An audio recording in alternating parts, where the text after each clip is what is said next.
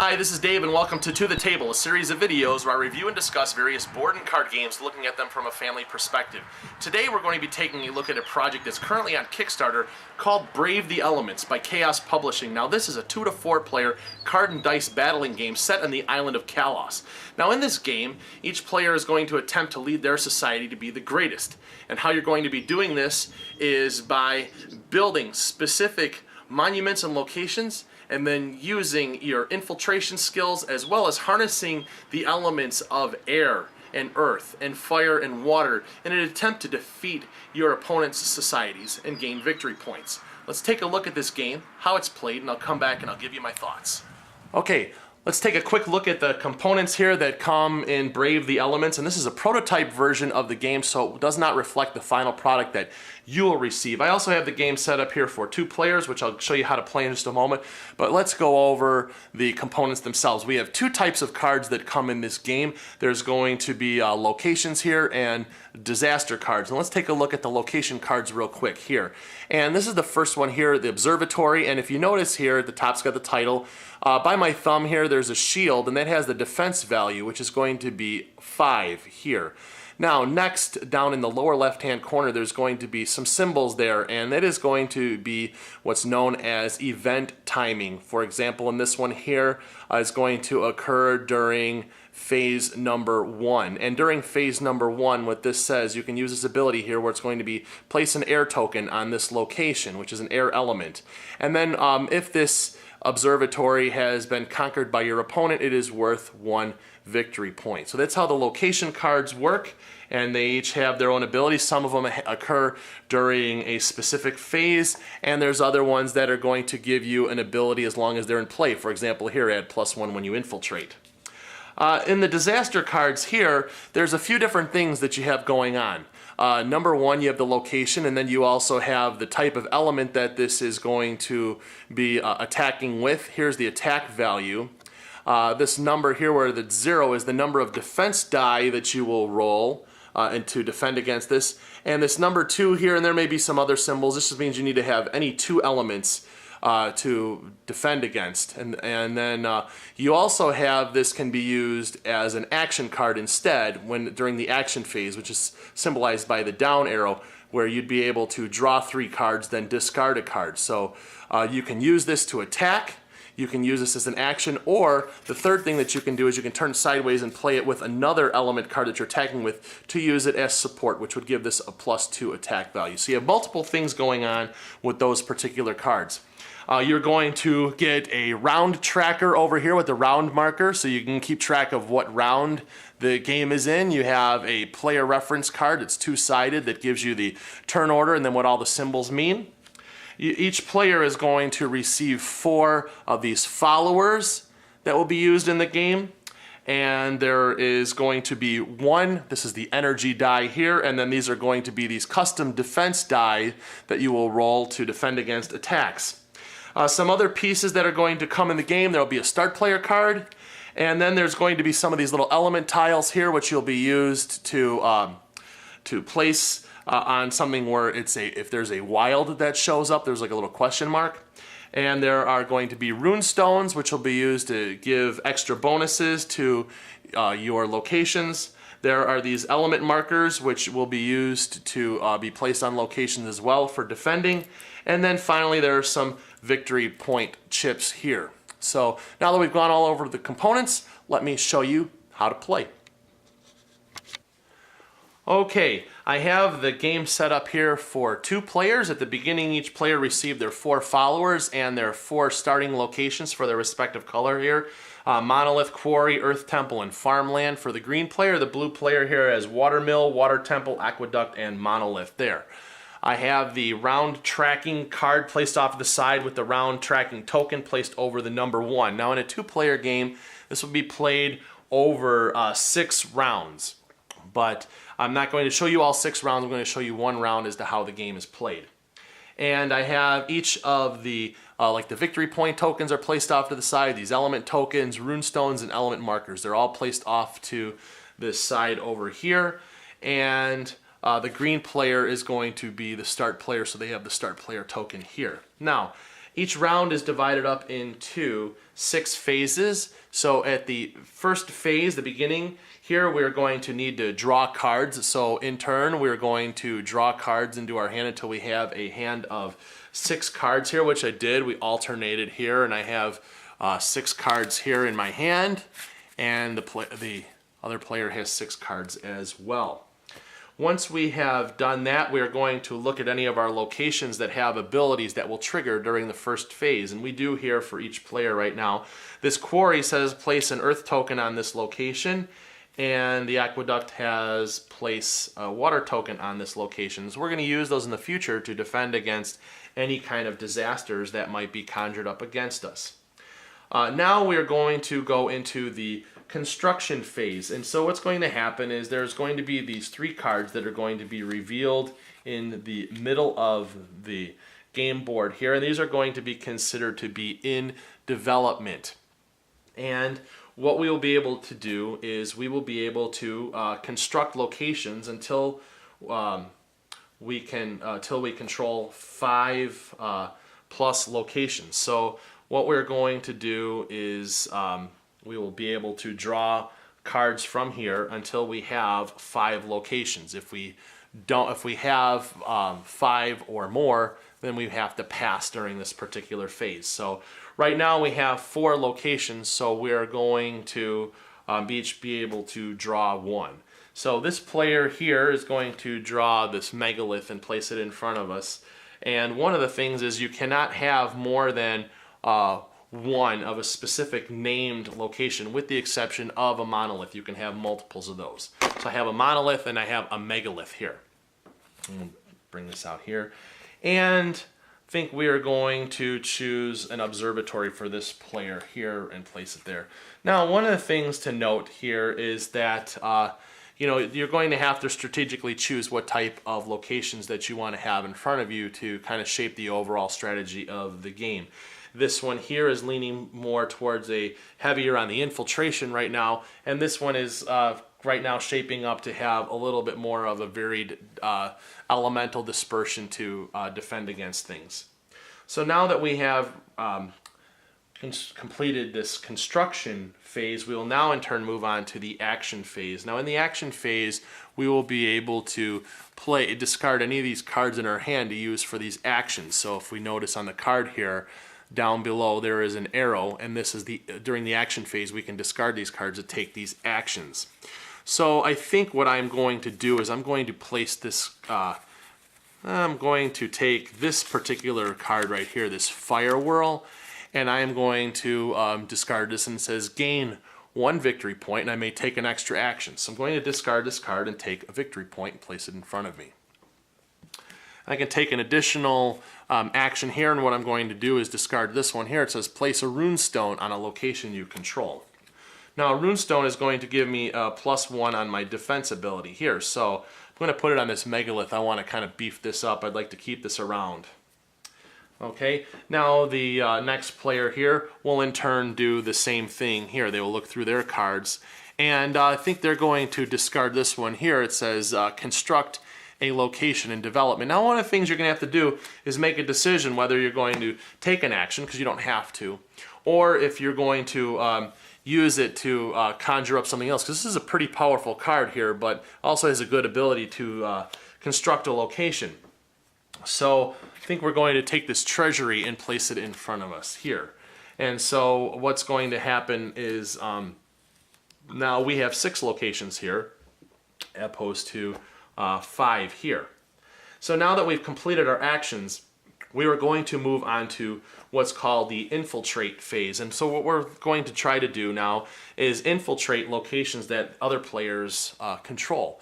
And so what I will do is I will choose a location, and I'm going to roll a die here and apply any modifiers that I have in an attempt to take over a specific location. I would like to decrease my opponent's ability to have a bonus on infiltration that's given to them by the monolith, because the monolith gives me +1 when I infiltrate. In addition, I have the megalith that's going to give me +2 when I infiltrate. So right now I have +3 modification on my die roll. So now what I need to do when I infiltrate is I need to be able to be equal to or greater than this number 6 on this monolith, and I will be able to infiltrate it. So I'm going to roll a die here, and I roll a 5, adding any modifiers, which is going to put me up to 8, which I will now take this monolith, I will score the number of victory points, and I'll place it down in front of me. So I scored 2 victory points here. Now, the player here will choose to do the same thing here. They're going to try to infiltrate my quarry. They'll choose the quarry, they'll roll a die here, and it only was a result of a 2. They needed to have 5 or more. So now what they're going to do is they're going to place one of their workers on this, or followers, I'm sorry, on this particular location. Now, in subsequent rounds, when the quarry is still here, when they go to infiltrate, if they choose to infiltrate this one again, they will receive a +1 bonus for each follower that's on there. So as time goes on, the more followers they have on there, the greater the chance they will be to be able to infiltrate this. Now, if we're playing a multiplayer game, once a player has placed a follower on here, no other player can place a follower on there except for one of the cards, which is the Great Wall. Any player can place their followers on there to infiltrate. So now we've done that. So now we've completed this infiltration phase. So we have this worker here that in subsequent rounds is going to give them a +1 bonus. Now, we are going to get into the battling phase here, and this is when we are going to be able to conjure up some different disasters to try to essentially take out some of their locations, and I will do that right now. Okay, the Conjuring Phase is going to be where almost all the action is really going to take place, and so what we'll be able to do is choose specific disasters from our hand and conjure them up in an attempt to take over a specific location here. Now, the way these work is we have specific elements here that we will be able to use to conjure up these different things here, and they have a specific strength here. And we also have specific modifiers that are added from some of our locations that we control. For example, here my Earth Temple is going to give me +1 strength when I conjure up an Earth disaster. And then I can also take cards and I can place them together. Like, for example, here I can choose this Ice Storm, and I can lay down another card here in front of me to give it additional support to make it stronger. Now, if you want to successfully conjure up a disaster, you have to be able to exceed the strength value of their specific location that is that you're going to be attacking, and they will in turn then be able to roll defense dice and defend against them. Now, this is really where the strategy comes in, because the more cards that you take out of your hand, the less you're going to be using to defend against attacks against you. So you have to choose your cards wisely. So I think what I'm going to end up doing here is I would like to gain some points, but I want to go after one of their weaker locations. So I think what I'm going to do is I'm going to take this rock fall here, and I'm going to place it on this observatory. Now I need to have at least a 5, and so what I have here is I have this ability here where it says Earth Disasters you conjure gain +1 strength. So I'm going to be able to do that, and they are going to need to so I've been able to successfully conjure it. They're going to roll 2 defense dice for this, so they'll roll their die here. They have 1 earth one here, and they will draw a card. So what they will do is they will draw a card into their hand. Now, once I have done that, they're going to have to be able to discard cards in order to defend against us. Otherwise, this is going to be lost to them. And they're going to need to have 3 air elements here. If you see in the card right here, they need to have 3 in order to defend against this. So looking at their hand, they have 2, and they have this lightning bolt here, which is considered a wild. Right here, I'm sorry. So I'm going to discard those 3, and this has been defended against, and so now this location stays in place. Now, they will in turn get a chance to attack me, and I think if we look here, they don't have anything that's with blue that's going to give them an advantage, although they can take this 6, this Inferno here, and what they will do is they will launch this other one here against me and make it an 8 to try to take out my Monolith. So now there is an 8 strength disaster that's going to be going against my Monolith here, which is a 6. So now I will roll 2 defense die here, and I have 1 wild, and I will be able to draw a card here into my hand. So now I have 1 wild element that I can be able to use from the die, but here's what I need to do to defend against this. I need to have 1 water, 1 earth, and 1 air. And if I look here, I only have 1 fire and 3 water. So unfortunately, I'm not going to be able to defend against this. I'm not going to discard any cards in an attempt to defend against this.